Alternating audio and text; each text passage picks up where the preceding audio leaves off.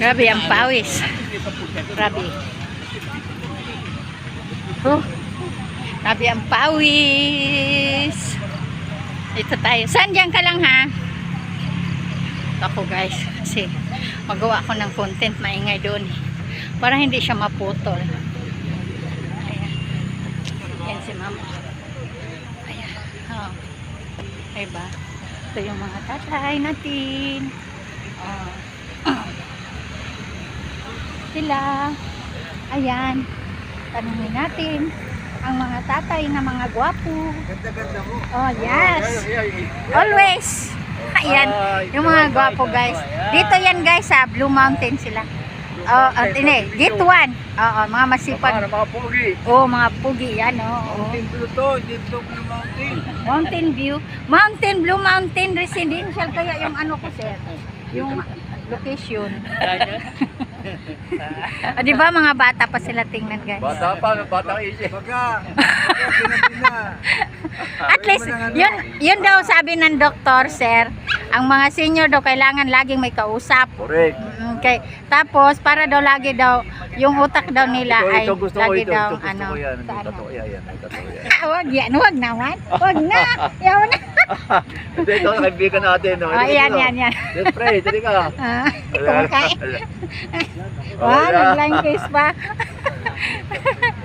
Ay, salamat. Walang music. Hindi ko siya maputol, guys. Diba? Answer pa ako dito mga tao. Nabang pa ako doon. Diba? Sila yung mga friends. Araw-araw yan, guys. Magkikita sila dito. Magkakape pa yan. Diba? Ang saya-saya sa mga senior. Kasi guys, darating din tayo dyan. No? Sa pagiging senior natin, darating din tayo sa mga panahon na ganyan. At least kailangan masaya tayo, hindi tayo laging stress sa buhay. Kasi mahirap na pag ma-stress tayo, no? Ano yung tawag doon yung hindi na natin kilala yung pamilya natin. Tatanungin tayo kung sino yung anak mo, sino yung kilala mo, wala kang kilala. Dahil nga Alzheimer palang tawag dyan guys. So bata ka pa, Alzheimer ka na. Lalo na hindi ka abot ng senior. Kasi laging iniisip yung mga problema sa buhay, ang ganyan. Pero kagaya nila ni sir, lagi nag-exercise, lagi ni kuya, ni tatay, lagi nag-exercise, o diba? Ang saya-saya nila. Kasi magkakape sila dyan, tapos mag-cheese pa talaga. Ganon lang yun. Sila yung ehemplo sa mga senior, no? Na kahit mga babae dapat ganyan.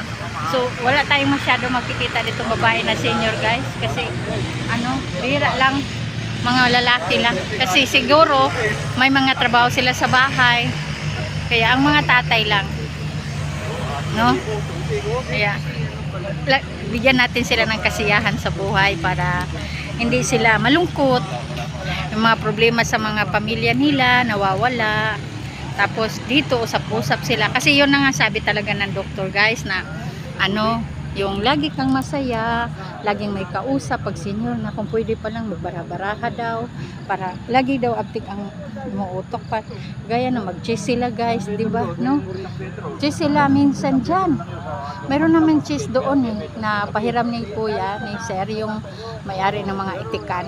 Kaya makagawa sila ng cheese. No? Kaya sila talaga yung ehemplo. Sila na usap-usap sila, tapos lakad-lakad. Ano na yan, dito talaga yung tambayan nila guys. Diyan talaga, dito sila magtatambay talaga lagi. Yan. Kaya sorry. Sila talaga yung mga ng mga senior ba. Ang mga senior naman talaga, pwede rin maglakad-lakad lang naman yan. At least meron ka talagang exercise. Lakad lang, lakad. Lalo na pag high blood. Yan si sir, high blood yan. Yan si sir. Yan. Si Raul. High blood yan. Tapos, ang ginagawa niya guys, naglalakad lang siya. May 2 araw daw siya na na-atake. Tapos, nilakasan daw loob niya kasi wala nga daw siya anak. Kaya dito. kasi nga nandoon na sa ibang bansa, ganon. Tapos yung iba hindi ko alam kasi si sir lang naman ang na-interview ko. Kaya yun. At least pinalabas na laman ng nasa ano niya, isip niya, nasa kaloob-looban niya yung problema niya. Nakakawala din ng stress yan pagka ilalabas mo yung mga problema mo sa ibang tao na pwede nating gawaan ng paraan na pinaagi sa pagpupost ay malalaman ng mga anak niya, di ba no? Basta at least magpaalam ka na pwede pang i-post, pwede yun kung pwede lang, ganon. Kaya yun, nakaka-inspire yung mag-exercise ka, lalakad lang, okay na yan. Malakas na yung utak natin dyan. Lalo na kagaya sa akin guys, magsi-senior na rin. So kailangan ako laging ma-exercise, ganun. Para yung utak natin ay laging active, no? So ayan, si kuya din naman. Ito nagbisikleta din guys. Ayan. May sakit din yan siya sa bato. Yan si tatay. May sakit din yan siya sa bato. Pero inalagaan siya naman ng anak niya. Kasi pinadalhan daw siya kasi nasa ibang bansa din daw sa Saudi nagtrabaho. Iba-iba lang talaga ang anak. Kaya mayroong matulungin, mayroong hindi. Kaya swerte na talaga yung mga parents na ganyan. No? Excuse. Kaya yung yung mga maswerte din yung mga may trabaho ng bata-bata pa kasi pag may edad na meron silang naiipon na pera para pang gamit doon sa pagka nagkasakit na. Yun din ang mga importante sa mga senior. Pero hindi lahat guys kasi karamihan naman sa taga-bukid guys, wala naman talaga yung wala silang mga grado. Excuse. Hindi din lahat yan kasi may mga din taga-bukid na umaasa na lang sila sa mga umanila, di ba no? Kaya magkaroon sila ng may music na naman to. Sige na guys, bye bye na.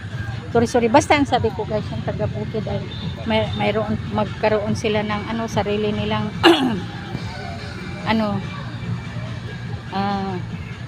kita. Sige na guys, bye bye na kasi may music eh.